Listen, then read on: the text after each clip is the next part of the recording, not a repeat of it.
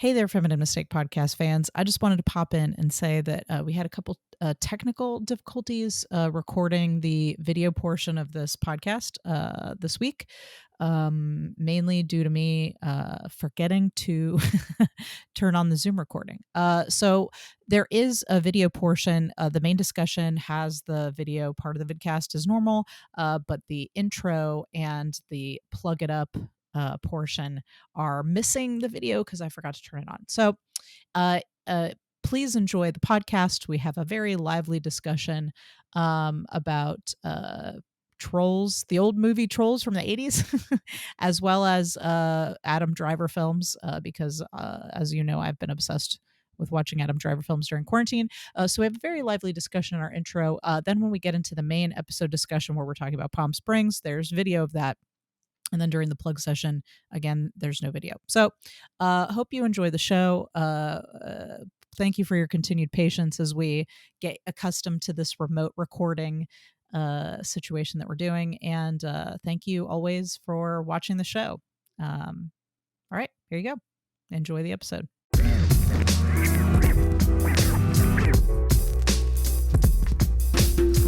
It's happening. It's all happening. Do you remember that movie, Almost Famous? You ever seen Almost Famous? I think I have, but I forget it's all happening. That's what I always think about. That was our introduction to Kate. What's her name?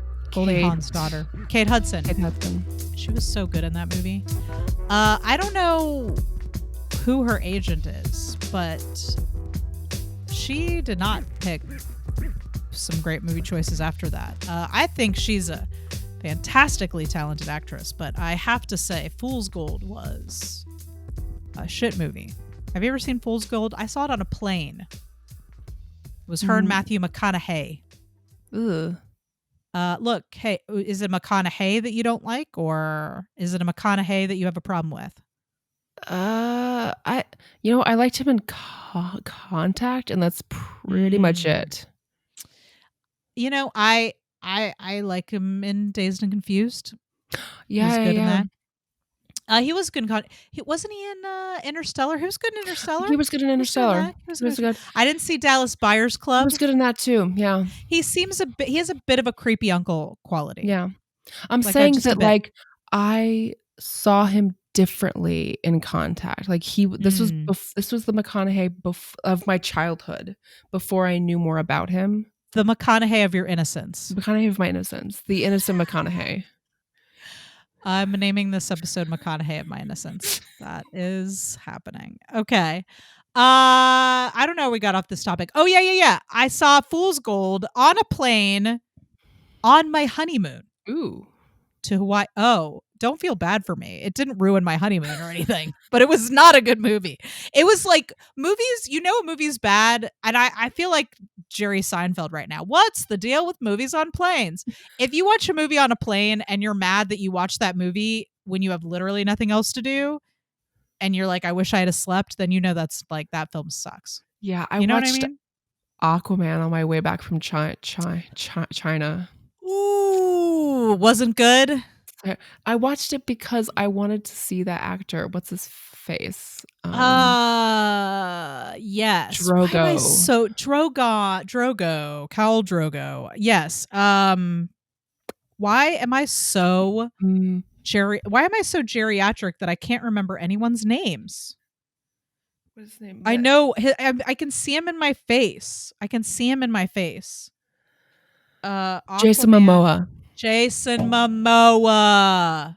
I know it was an M word. Abs Momoa. That man can wear a pink velvet tux. I was going to say that man can wear me.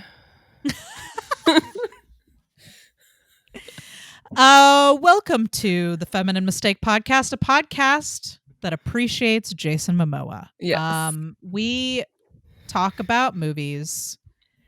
Movies of the past, movies of the present, movies of the future, movies that you watched today, and then on an infinite time loop. Infinite loop. And we talk about the female characters in those movies, how female characters are written and portrayed.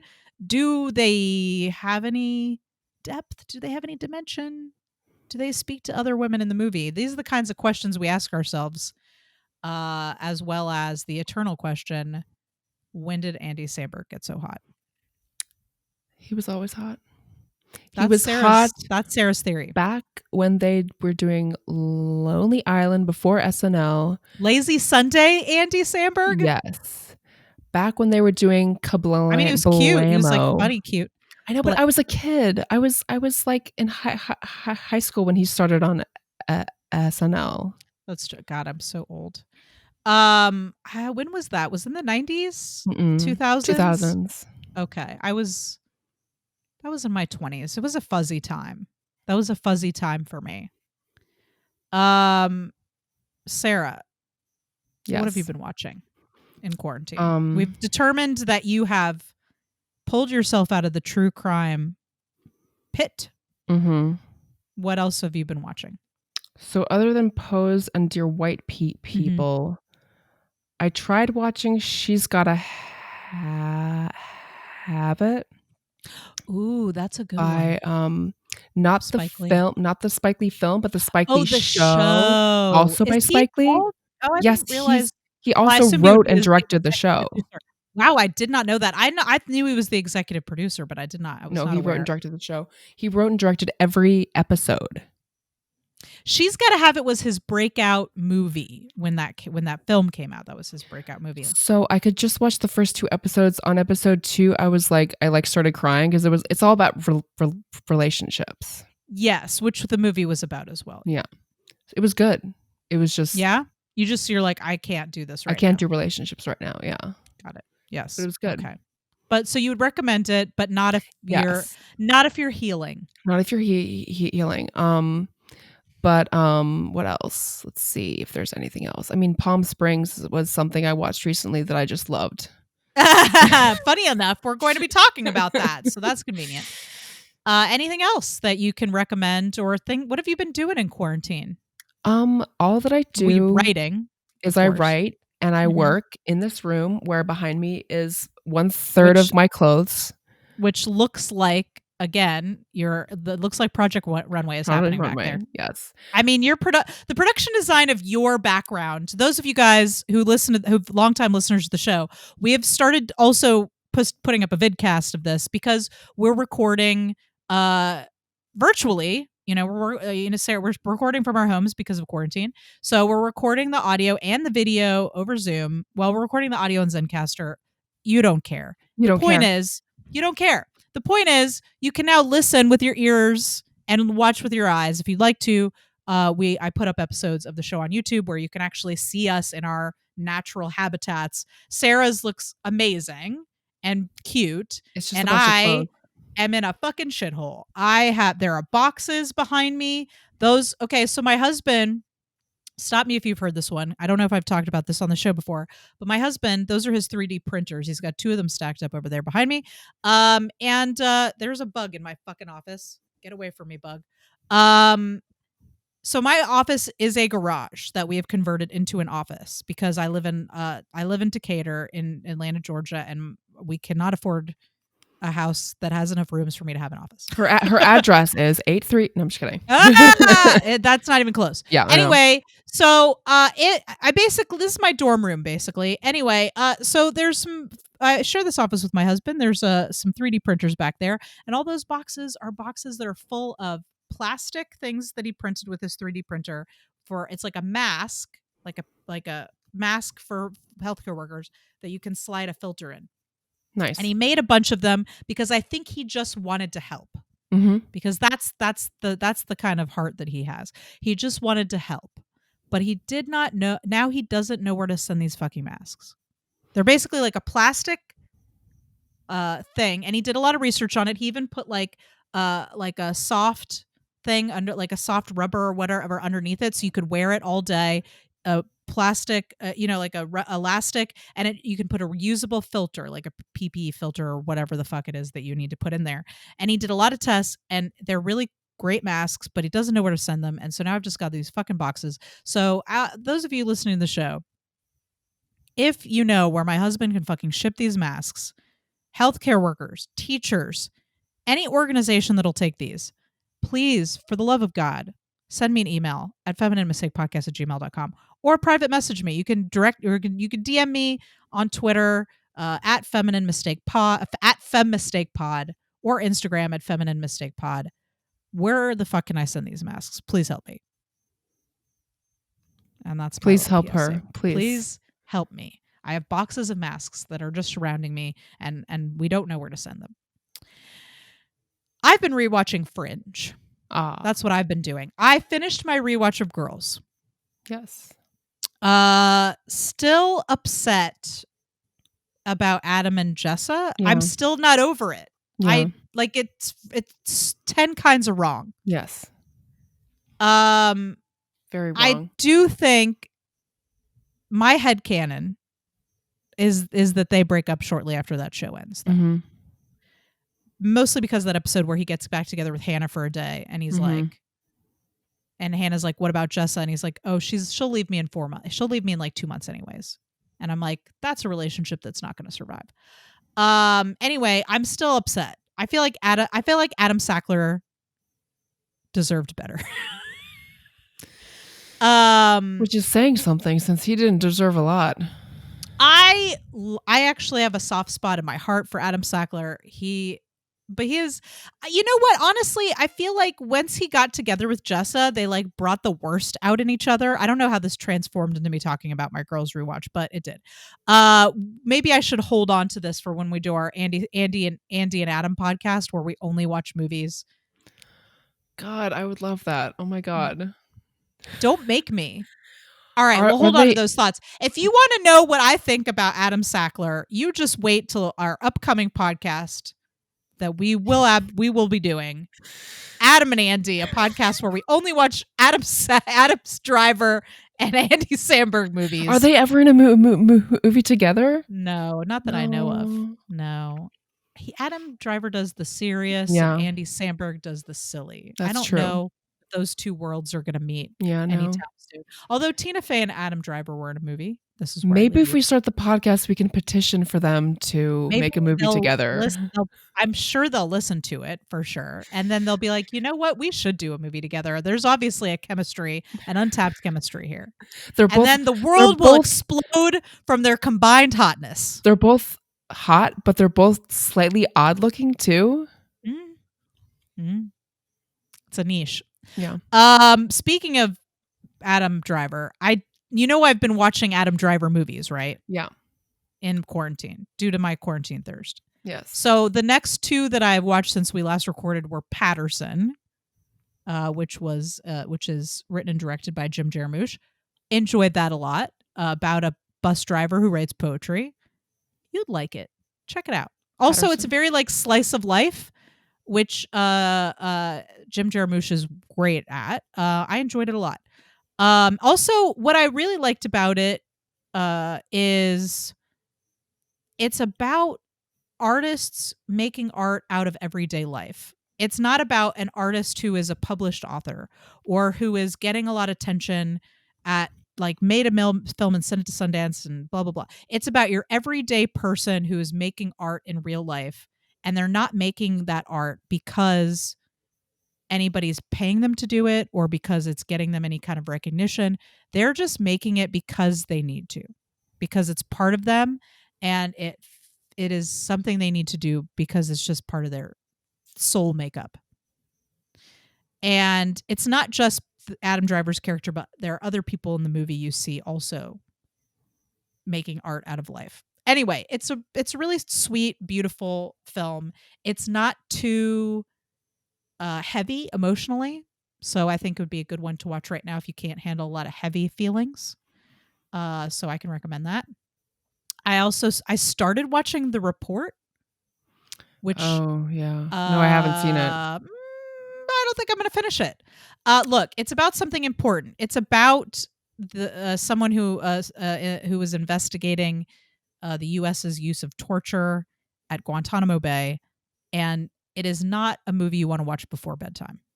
It was a little too much for me right now in my fragile quarantine emotional state. So I was like, you know what? Even with Adam Driver in this movie, I'm going to have to pass. I watched like the first 30 minutes and then I was like, I saw a Never doc mind. I saw a doc about Guantanamo Bay back in the early 2000s that had, like, footage and pictures and stuff, and I was, like, Nope. traumatized. Nope. No, thank you. Yeah, I'll pass. I'm gonna yeah. pass on that. I'm gonna take a big hard pass. I just remembered something else I watched recently that I wanted to Ooh, bring up. yes. Eurovision, the Oh, whatever. oh, Have you how seen it? was it? No. So it's Is it written by Will Ferrell, Oh, um, oh, and I would say that it feels like one of the films that he's been in, except it is very, uh, gentle, and it's it gentle. doesn't have any sharp biting edge. It's very, like, Mm, sweet, and I enjoyed it, like, it didn't have a lot of conflict, and okay. the little bit of Which is conflict. what we need right now in Yeah, quarantine. I feel like there's enough conflict happening outside of us. and the what conflict there is, like, okay, it's like, it's fine. Mhm. There's a character that in Blades of Glory, it's very similar to Blades of Glory in the plot. Which, by the way, I loved. I love Blades of Glory. It's ridiculous, but I loved it. However, this one is more like sweeter, Okay. more Yeah. heartfelt than Blades of Mhm. Glory, but it's very similar in the Mhm. structure. And there's a character who in Blades of Glory was like the villain, and you're like, oh, Mhm. he's a villain. There's a Mhm. character in this one that seems like he would be the villain, but he ends up Mhm. not being bad. Hmm. Okay. So I think that Will Ferrell is not like writing is not his strong suit, but Mhm. it was a very easy film to watch, and I It it went enjoyed down it. easy. Yes. Do you know anything about Eurovision? I don't, but I heard one of my friends posted about it on Facebook saying that it was very, a good representation of it. I forget who that was. So years ago, my best friend in college and roommate for many years went to school in Scotland, and at one time, myself and Chris and some other people went to Scotland to visit, and we spent some time with her roommates, and they were obsessed with Eurovision, and it is like the biggest music competition show in the world, I think, and it's all these different international acts competing, and some of it is very flashy and surreal, and people are just like obsessed with it. And so I got to see a little bit of Eurovision.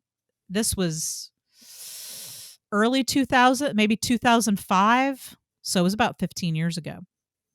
I'd be interested to watch it for that reason. Yeah, But you should, like, the musical acts that they, like, mhm, that are fake in the film mhm, are hilarious. So, yeah, yeah. okay. I'm gonna put that on my list. It's a I'm gonna put that nice on my list. it's a feel good. I need a feel good. I'm only taking feel good recommendations right now. Yeah. I'm not taking any feel bads I would say, how because old is Will Ferrell? Like, they mm, like, in this role, he's supposed to be, he like, was.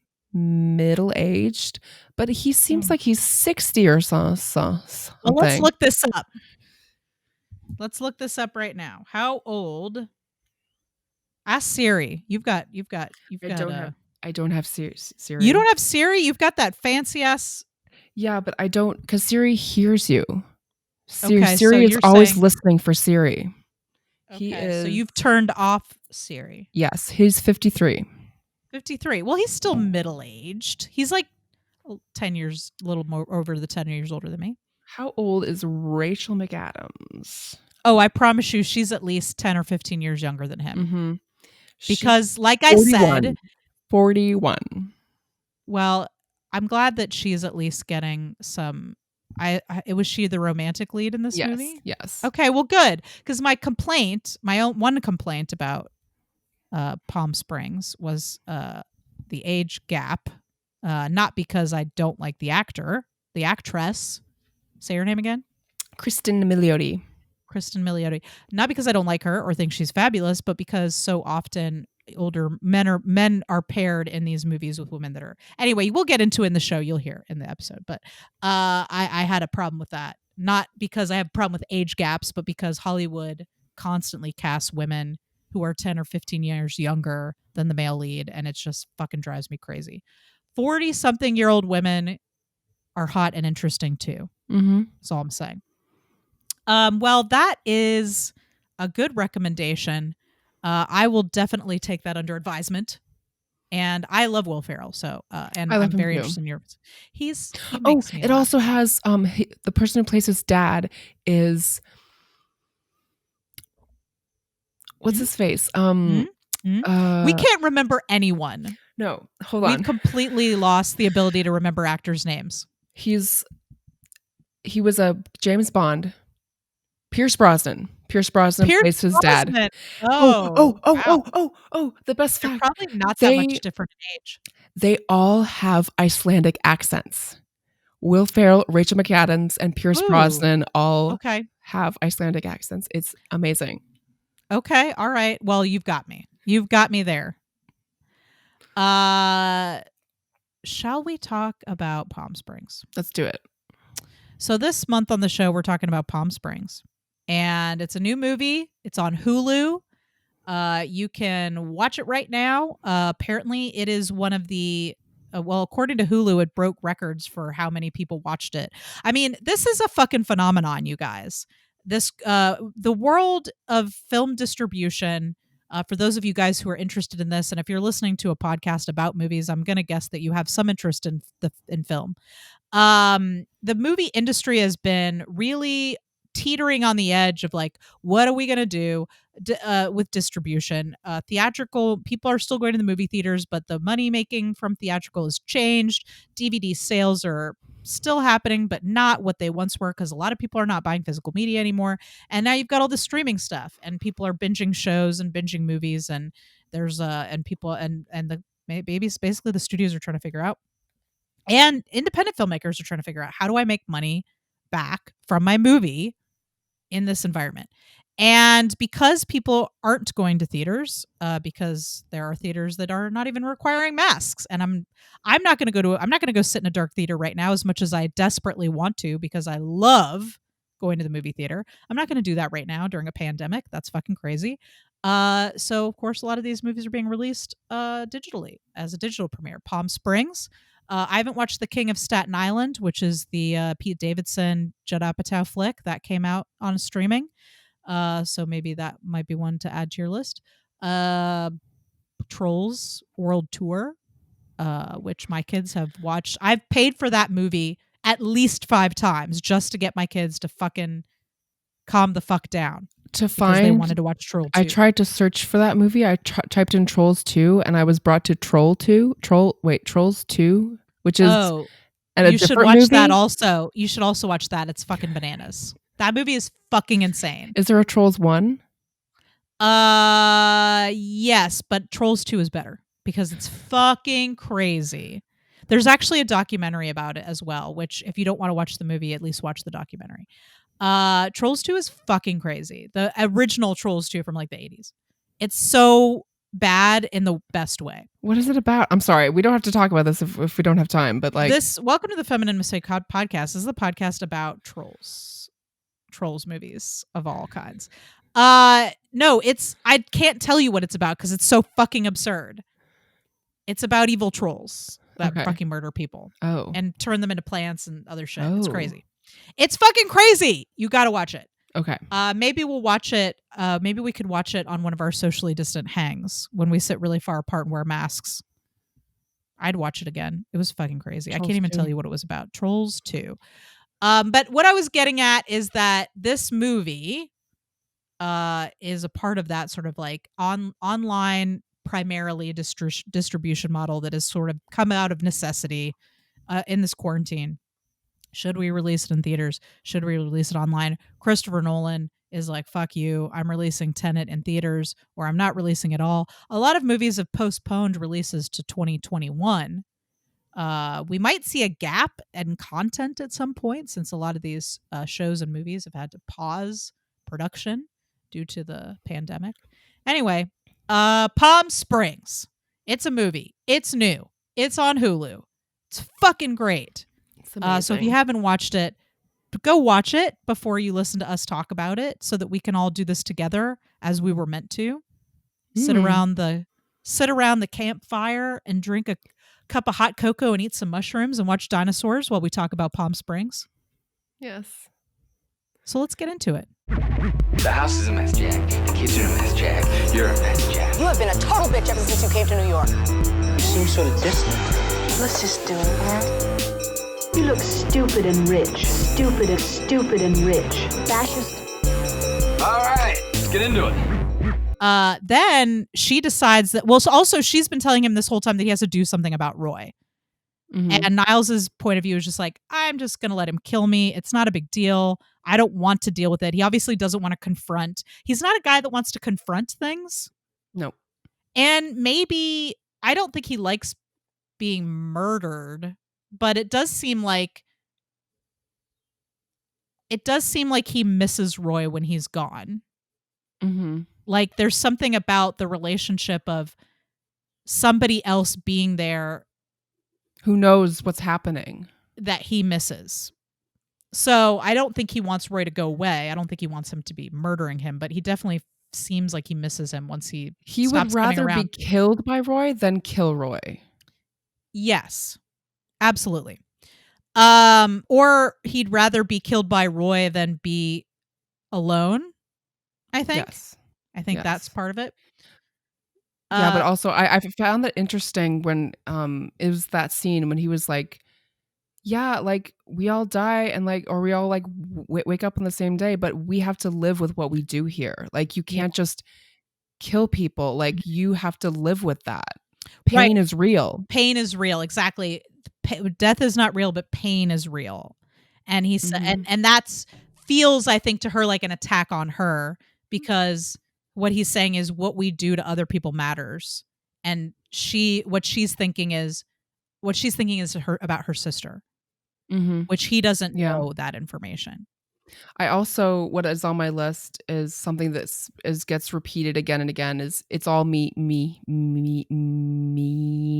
Yes. And I think that all of the notes I have that we'll get to are about, this is like a metaphor for life. Like it is a very bleak metaphor for life. It feels like, I think yes. And I want to circle back to that, but yes, there is a metaphor here that every day is the same. Nothing we do matters.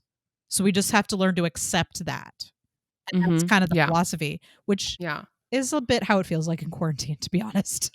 Yeah. Nothing I do means anything because I'm just going to wake up in my house. And if I want to talk to my friend, it's going to be on a conference call over Zoom. So let me get back to what goes on outside. So she rams Roy with the car. Another cop shows up. Niles gets tased. I love how she's like, what are you going to do, cop? She's like, oh, I'm touching your bike. Yeah. Poor Niles. I know. Poor Niles. But this is something I think we really need to talk about because this is a big fucking fucked up thing that he does. So they're talking about how nothing matters, or he's talking about how what we do matters to people. Yeah. And then she says she's lashing out at him because she's hurt by what he said. He doesn't realize that he said something that is triggering to her. Yeah. And she basically says, like, if I had known that I would be stuck in it for eternity with you, I never would have gone into that cave. Because she says, I went into that cave because I liked you and I was worried about you. Yeah. And I certainly wouldn't have fucked you, right? And then he says, he's like, we fucked like 1,000 times. Right. We got to talk about this. So Chris and I had a very interesting conversation that was reminiscent of our conversation about Overboard. Is it rape? Is it not? Yeah. Yes. Chris believes that if you have sex with someone in a way that is manipulative and they don't know what they're doing, that is rapey. That's what he said. Okay.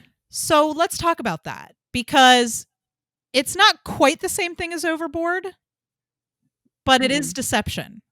I'm not going to say I wouldn't call it rape or assault, but I do think there's something it's deception. Coercion. There's an aspect of coercion here. I think. I don't know. What do you think? Is there coercion or is it just he didn't give her all the facts? But think about this. He's learning all this stuff about her to say the right thing to get her to sleep with him, and she doesn't have any idea. And especially after they've gotten to know each other.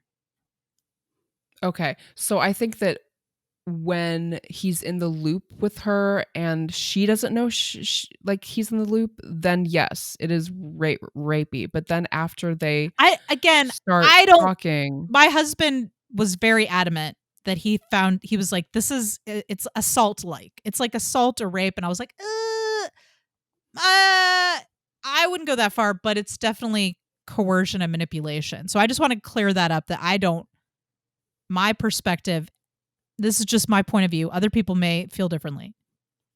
It feels like coercion, which is on the scale of the rape scale. Well, maybe we should define consent and non-consent. Actually, I think it's more, because there's a scale there where there's violent non-consent, right? Mm-hmm. And then as we get closer, move further away from that, coercion or manipulation, where you're tricking someone into having sex with you, is still on the wrong on the spectrum of non-consent, I think. Yeah.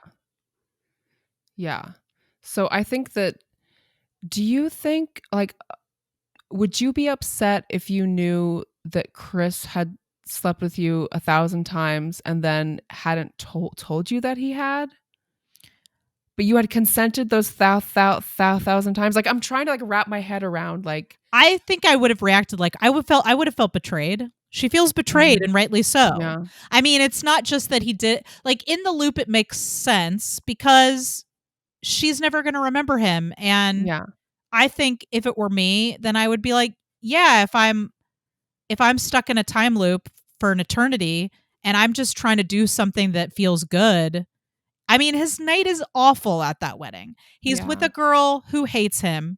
No one who cheats on him. No one who cheats on him, who he catches cheating. I don't know when in the time loop he finds out that she's cheating on him, but she is flagrantly cheating on him with the weird officiant guy in the weird cowboy outfit. Yeah. He is lonely. No one at the wedding gives a shit about him. They can't even remember his name. They just call him Misty's boyfriend. Misty, that's her name. They just call him Misty's boyfriend. They don't even know his name. No one cares. Yeah. I think that I would, if I was in his situation, try to find somebody who I could connect with intimately or have sex with or whatever, just to feel good. But then once they're in the time loop, what's fucked up is that he doesn't tell her. And I get why he doesn't, because he's in love with her.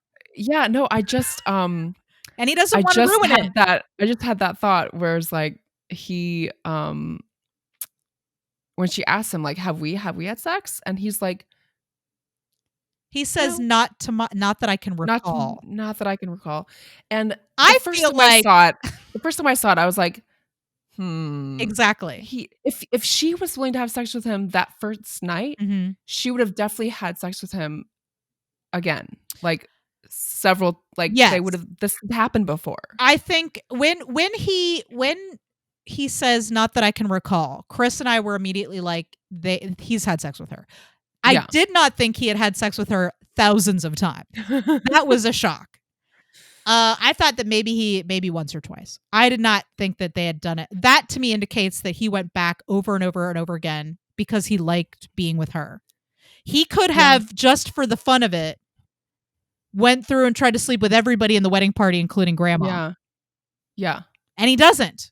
He has sex with that person thousands of times because he loves her and he wants to be with her for real. And he just won't admit it to himself. But I get why he doesn't tell her, but it's still really, that's a huge breach of trust. Yeah. He doesn't want to expose himself, because then she would ask, why have we slept together 1,000 times? Like, why? Well, here's what I'll say. First of all, if I was sitting at a table having a burrito with somebody and I said, have we had sex before? And they said, not that I can recall, I'd be like, hold up. Did we or didn't we? Yeah. It's a yes or no question. Yes. Try to recall a little harder. I would have pressed the issue, but that's true. Narratively, she didn't press. Maybe she didn't want to know. Yeah. She's not stupid, But if I were her and I thought, "Oh, yeah, I was gonna have sex with him that first night before he got shot with an arrow," I must have wanted to do that before. Yeah, Like, but that would that's have such a occurred huge to me. breach of trust that maybe she just didn't even wanna acknowledge it. I mean, Yeah. Yeah. so it's tough because that's messed up, but also I get it. I get why he didn't wanna tell her. But it is Mhm. reasonable that she would then spend 3 years learning quantum mechanics and get it and not being around him because, well, there's multiple layers of what's going on here. She's upset about him lying to her, and she's upset about her situation. She doesn't wanna be stuck waking up to the worst mistake she's ever made every morning. She doesn't want that. Yeah. So, all right, what else you got on your list? So another harkening back to the whole movie as a metaphor of life is when J.K. Simmons says, "There's nothing worse than going through the shit alone." Yeah, I think that if there's a thesis of this movie is that life is meaningless. I don't think that's the thesis. I think I the think the thesis thesis is every day is the same and nothing we do really matters unless but what does matter is who you're with. That's You don't think so? I don't think it's that bleak. I think it's Maybe it's just cuz I'm you stuck in you quarantine. I think it's you can believe that life is meaningless, but it's not. You can choose to make life meaningful. If you make the decision to get up and make each day different and Which make the is what they decision to did when they were together. get out of the loop, Yeah. to work to get yourself out of the loop and Okay, take that's fair. someone with you, That's fair. I saw it in a more hopeful, You optimistic know what? way. I'm going to take I think my emotions are in a low place because of quarantine. So I'm going to take your hopeful vision. Uh one thing I want to talk about really quickly, which is my tiny gripe with this movie. Okay. Love the actors in this movie. Mhm. Again, I feel like, as usual, they're like the movies are constantly casting a male lead that is like 10 years older than the female lead. Like, we can't have a woman in her 40s. He's She is in her 41. four. He's How old is 41. she? She's 34. Kristen Yeah, she's not in her Milioti? 40s. She looks like she is. No, she is 34 and he's 41. Oh. Wow, she looks old. Whoa, I disagree. I actually was surprised that she was in her 30s. I thought she was maybe 30, maybe 28, 29. I thought she was his age. That's No. interesting. Anyway, my little gripe is just that I feel like women that are like Andy Samberg is 41 and is romantic lead in this movie, and I don't think that the same uh courtesy is afforded to women in their 40s. Yeah. And so That's that's my gripe. interesting because What if for you had put me, two 41-year-old people in this movie? It still would have been romantic. yeah, that's true. I don't know. I feel like Andy looks younger than he is, and she looks older than she is. So they look like they're the They're same age. constantly talking about how he's older than all the other women in this movie, though. Like, his girlfriend is Oh, younger than him. They talk about that. yeah. I'm just saying it's Hmm. my tiny gripe, and I picked up on it right away where I was like, okay, here's another movie where we have a young actress playing, at least she's in her 30s, thank God. I thought she was in her 20s. A young actress who is the female lead and a middle-aged man playing the romantic. I mean, think about Up in the Air, where it's like, what's her name? Ugh, Trolls. She's it's George Clooney and fuck, what is her name? That's just gonna bother me. I mean, I know what it is. I'm just because I'm a woman in my 40s, my brain doesn't work anymore. But it's every fucking movie is like this. Up in the Air. Am I gonna remember before my brain comes out? Anna Kendrick. Anna Kendrick. Kendrick and George Clooney.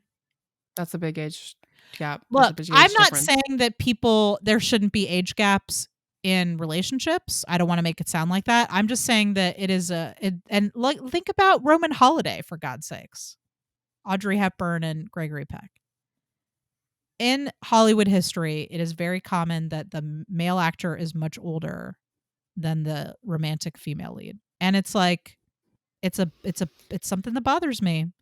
Yeah, there was one movie with women in their 40s are not allowed to be romantic leads in movies unless it's a movie about a woman, finding herself going on an eat, pray, love situation. Like it's a woman who's like, I'm not desirable anymore, so I have to find why I'm desirable again. You can't just have a woman who's a romantic lead that's in her 40s, is what I'm saying. Yeah. Anyway, that's my little thing that bothers me. I'm just saying it. I'm gonna say it. I'm putting it out there. Do better, Hollywood.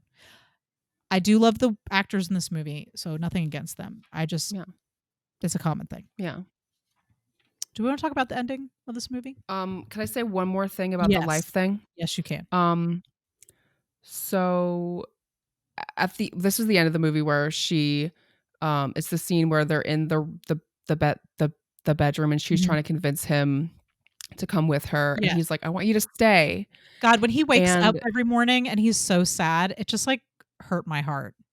Yeah. So when he asked her to stay with him in the loop and she asked him to come with her out of the loop. Well, he says he loves her. He says, I'm in love with you. Like, he is not fucking around. Like, there is no let me be subtle Gently. about this. He's like, I love you. Now that you're here, I'm sorry, and I love you. And I love that about this movie. Yes. Anyway, please go on. And I just thought, like, in relationships, you either move forward to get together or you stay in a rut in, like, you have to either choose to go forward to get together, or you have to, like, stay behind, or you have to split. I don't know. It just felt like God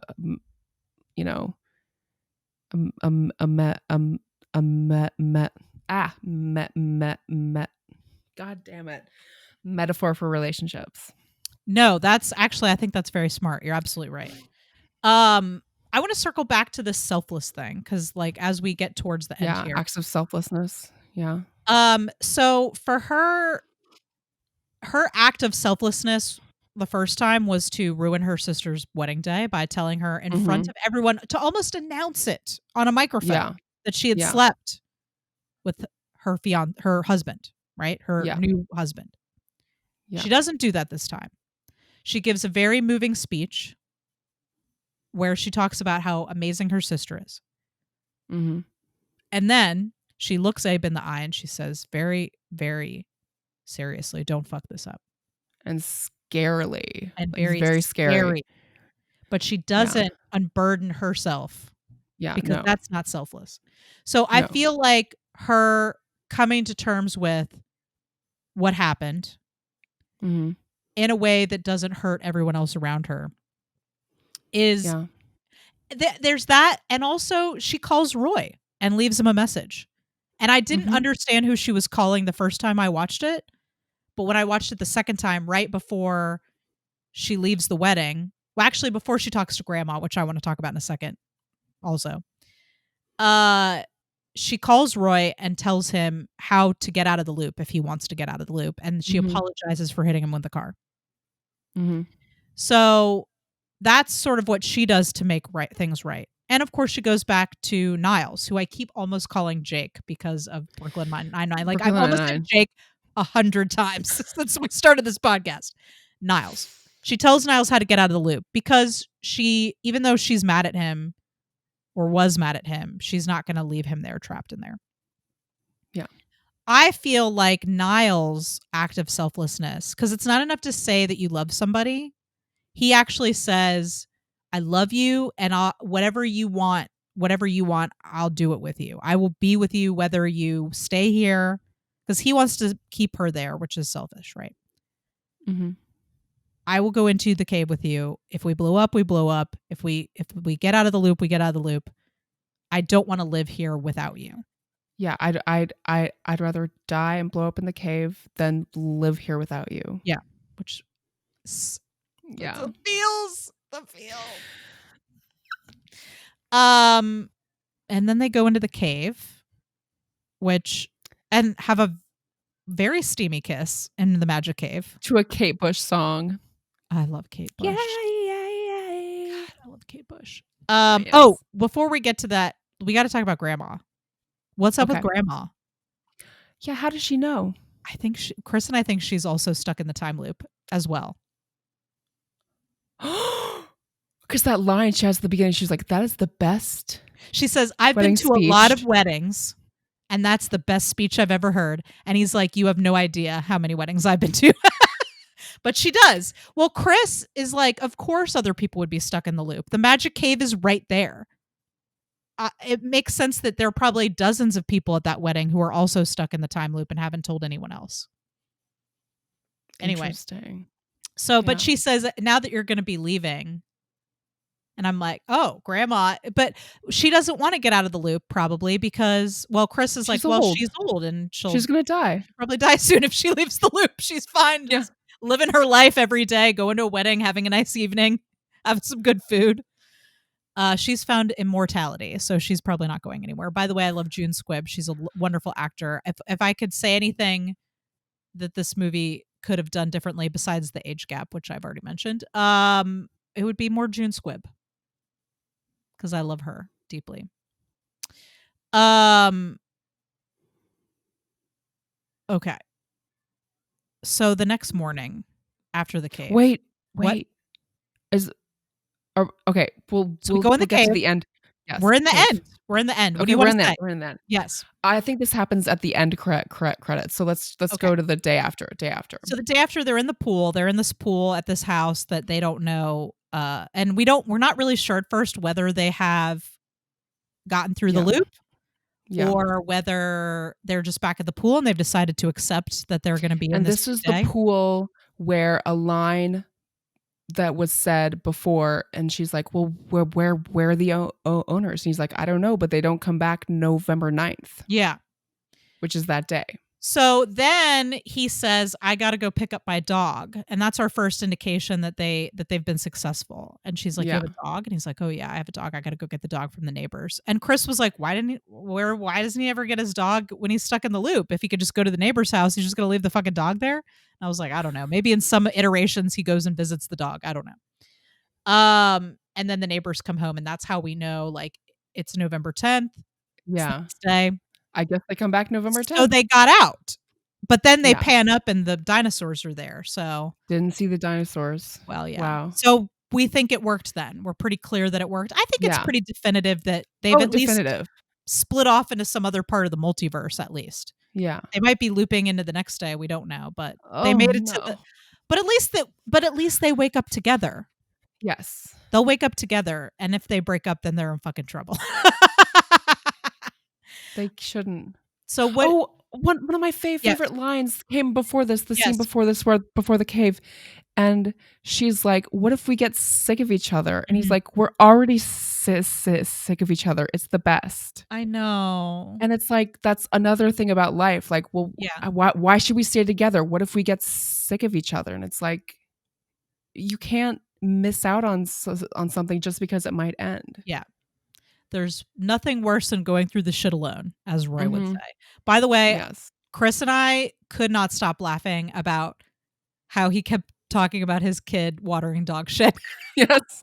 We were like, that is what it's like to be a parent. By the way, that whole scene where he talks, where we didn't get into this, but Roy talking about his life and how he's like found his like, he found beauty in his life and his wife and his children, and he's missing that he's not going to be able to watch them grow up, but that he's found peace and serenity and love in the life that he has. It was beautiful. Yeah. Chris cried. Chris started crying. Yep. He did. He teared up. So that was very beautiful. So you want to talk about the post-credit sequence then?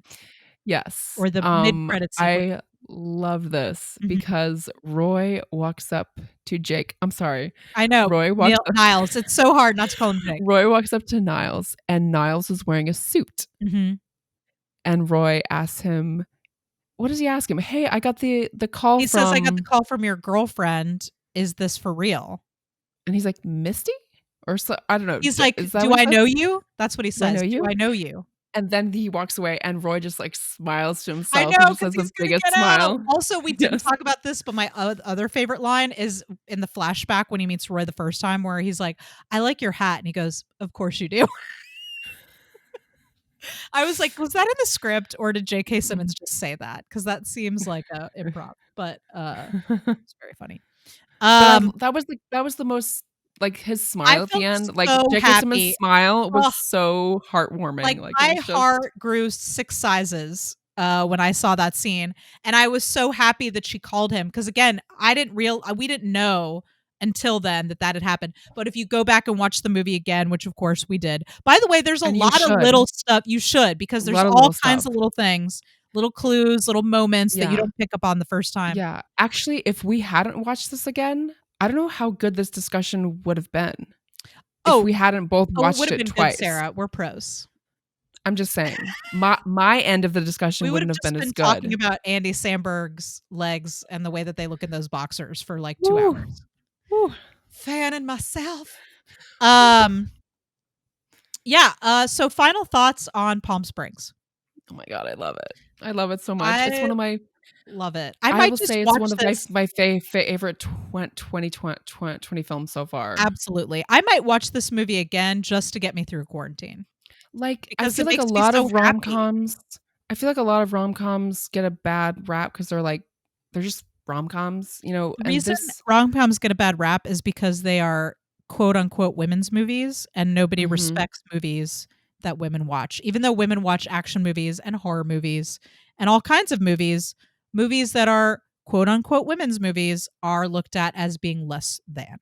That's true. So, But I feel like this is so well done. I feel like there Mhm. are a lot of bad rom-coms. There are good rom-coms, and Mhm. I love the good ones, but this one just feels very like yes, it's commercially Mhm. like it would be successful. It's Mhm. just has that kind of like commercial quality to it, even though it's Mhm. indie, but it's so well written. It's so well acted, and Mhm. I just think it's great. I agree. The romantic leads are wonderful. They have great chemistry. They're very funny. Like we talked a lot about Andy Samberg. Please say her name again for me because I can't. Kristen Milioti. Kristen Milioti is so funny. She's so good, wonderful in this movie. J.K. Simmons is great. The whole supporting cast, a lot of actors I didn't really know, but they were all very funny. We didn't even talk about that weird guy that's always hitting on Sarah, but he was Yes. very funny too. Yes. And the guy who like owns the gun range or whatever, and Darla at the bar. Like, there's just so Yeah. many good character actors in this movie, and it's charming. If you're having the quarantine blues, like many of us are, this movie is relatable because a lot of us feel like we're kind of stuck in this infinite loop that we don't know when it's going to end. Yeah. And this movie has a lot of really beautiful things to say about life and acceptance of that, and also what you can do to make yourself happy and feel good where you are To and get out of your to rut. get out of your rut. And it'll distract you for like 2 hours, and then you can go Oh, watch yeah. it again and see all the little Mhm. things that you missed, Yep. and it'll make you laugh, and you should watch it. It's on Hulu. It's really You'll good. fall in love. You'll fall in love with both of the actors. I'm in No matter love. In love. Andy Samberg, I'm in love with him. I'm in love I with mean, him officially. after I watched this, I didn't think about my ex for like a day. So I there was you like, go. I'm There's in the love with Andy prescription. Samberg. Andy Samberg will take away all of your pain for at least a day. Yes. Should we do the Bechdel test? Yes. Let's do that. Okay. So the Bechdel test. Yes. Does this movie have more than one female character? Yes. Do those two female characters have names? Well, there are more than Right, but of those, Oh, do yeah. those characters have names? Yes. Yes. Do they talk to each other? Or do at least two women with names talk to each other in this movie? I worked very hard to figure this out. Now, she has a conversation with Grandma, Okay. very briefly, about how we think Grandma's acknowledging that Sarah's leaving the time loop. There's also when her sister, well, it's not a conversation. There's the whole speech about her sister, but also there's the part where, remember her in the early time, the first time loop with Sarah where her sister breaks her teeth? Yeah. And they're talking to her about the teeth. Yeah. And what is she going to do to fix the teeth? But I think technically this movie passes the Bechdel but test. there's no conversation between two women where they sit down and have a there's talk. Really no significant female relationships in the movie. I mean, there's there's people that talk about other women. Like there's Misty says stuff about the bride, and then the mom and the bride are together. The female relationships are not really on the forefront here. You've again, like most movies. So if we're going to have a criticism about this film, like most movies, this is a movie with a really well-developed female lead, but who doesn't really interact with other women in the movie. Yeah. Now, how would this movie be different if this was a woman trapped in the loop who trapped another female character to be her friend, and the female character wanted revenge on her and tried to kill her, and then the female character got a male character to come in, and how would that be different? I don't know, but I think that barring completely gender swapping, which I don't know that you need to do. I mean, what if there had been more scenes where she wrestled with telling her sister, or what if she implied scenes about how her family felt about her, but we didn't see any conversations between her and her mother, really. Like there was a little bit, but I'm not, it's just there. Niles gets a lot of heart-to-heart moments with the bartender, with Darla, with Roy, with lots of other characters. And Sarah is pretty much on her own, except for when she's with Niles. Yeah. So I would say it would do well for the movie to have a scene between Sarah and her sister. I think so too. I think we could have used a little bit more development there. It's clear that was a really important relationship, but given the misery, the weight that she's carrying around with what she did, we didn't feel for her sister as much as we should have. We didn't. We really didn't. And yes, we know that having sex with your sister's fiance the night before the wedding is terrible, but there's a lack of development there in that relationship that we didn't get, Yeah. Okay. But I mean, it's really hard to be perfect. This movie came Sure, close, but yeah. It is, so we'll give it a conditional pass, a technical pass, a wag. I'm going to give it a wag of the finger there, because this is a common thing in movies. Most movies that are written by men. The development of the female characters just isn't there. Two wags. And then a lot of tips of hats. A lot of tips of the hat, but not to this part of the movie. Yeah.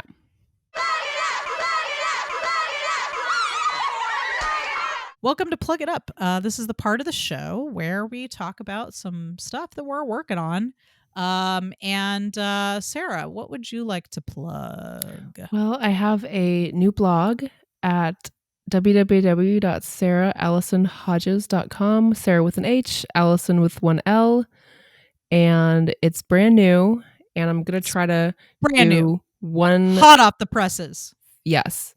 I'm going to try to do one blog post a month, but I'm also working on a book. And I write for 2 or 3 hours a day. So I'm creating a lot of stuff. I just don't know when it can be shared, but just know that I'm... blog, and there's some pics up there. Yes. Some cute pics.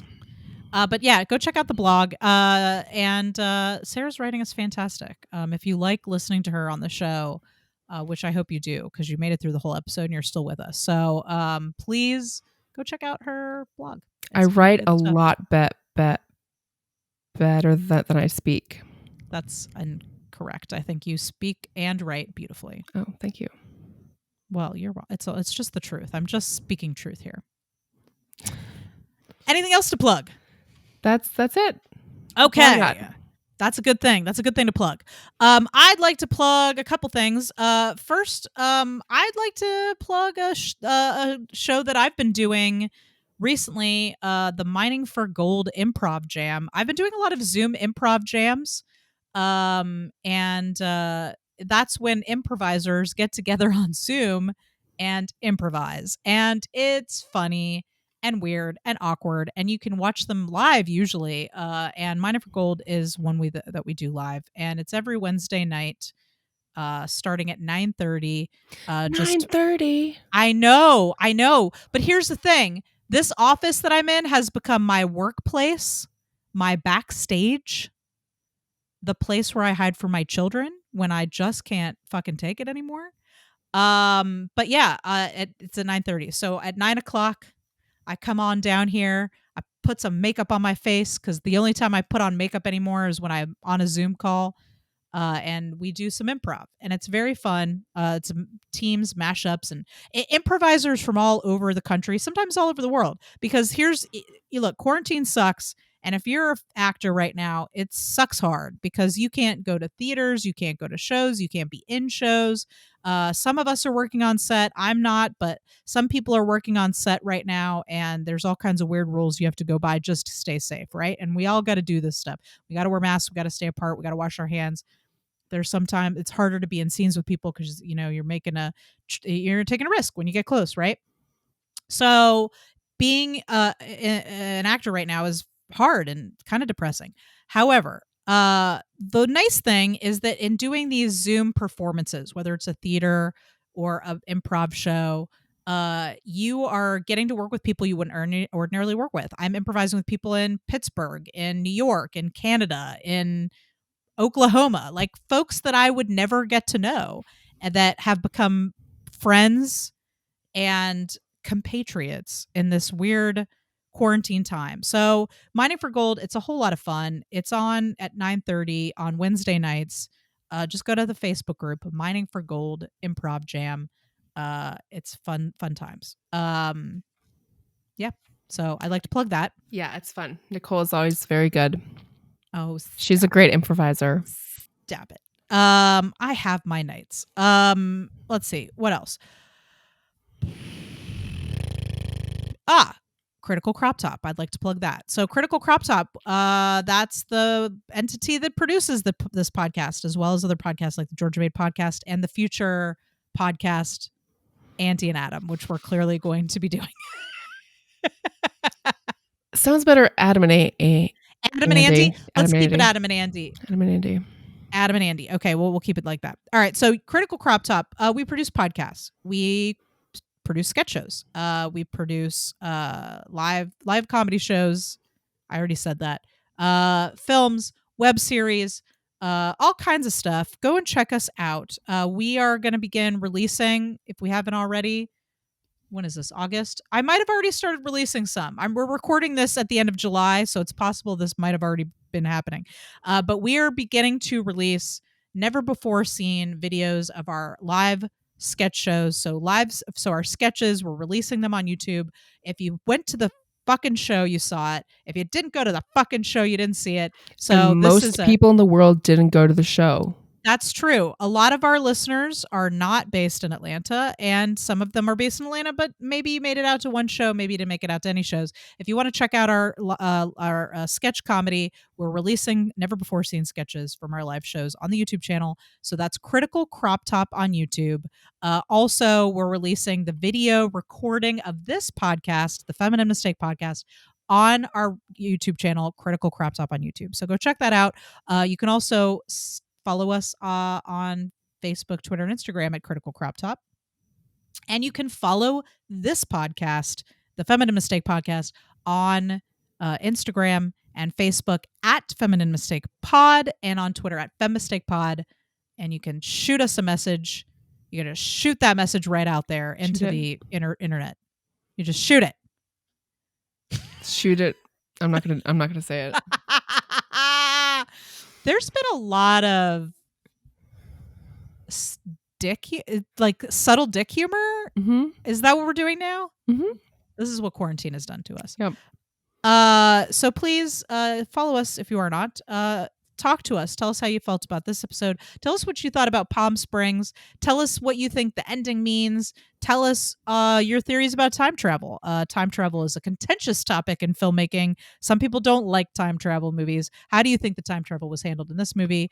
Do you believe in love again? Did you see the dinosaurs at the end? Did you see the dinosaurs? Am I hallucinating? Did I take peyote before I watched this movie? I think she did. Say? I probably did. There's really nothing much else to do at my house. So, also, if you like this show, it would be kind of you if you would consider leaving us a review or a rating or telling a friend. Tell a friend about the show. We'd like that. And also tell her where Chris should send his masks.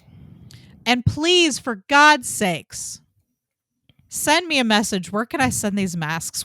My husband just wants to help. He's a man trapped at home on an endless loop with his kids, watering the dog shit, and he needs to know where to send these masks. He's probably less no, he wants to send them out. I really just want to get them out of the fucking house. That's what I want. I want to get these fucking masks out of the fucking house.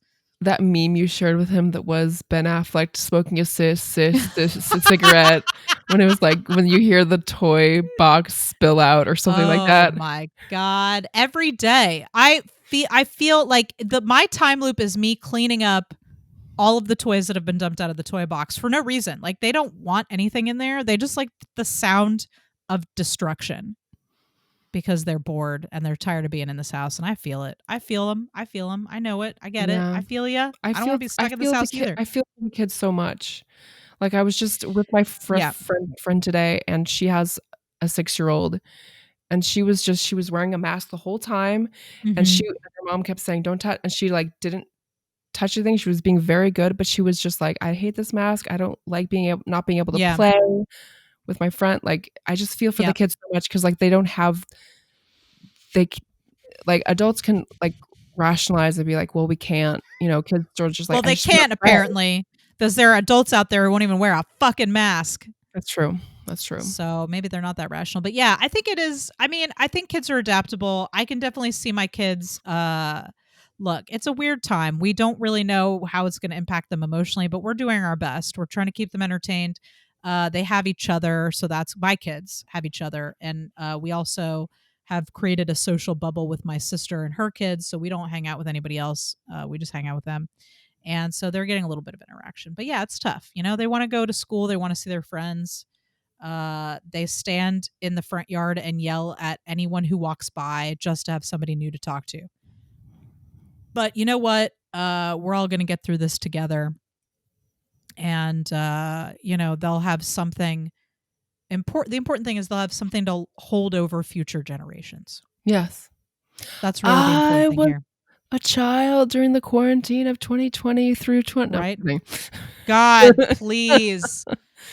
Did you see that meme I put up on Critical Crop quarantine? The what? Yeah, I mean, it's kids are adaptable, and we hope that we hope we all get out of this in one piece. Look, Niles and Sarah did okay. They eventually found a way out of the magical cave, and so will we. Yeah, the magical cave of quarantine. Well, I've really enjoyed talking with you about this movie. Yeah, this has been fun. I might watch it again just for shits and giggles. What will it be like on the third viewing? I'm gonna see all kinds of stuff that I didn't see before. Maybe you'll see those dinosaurs. Maybe I will.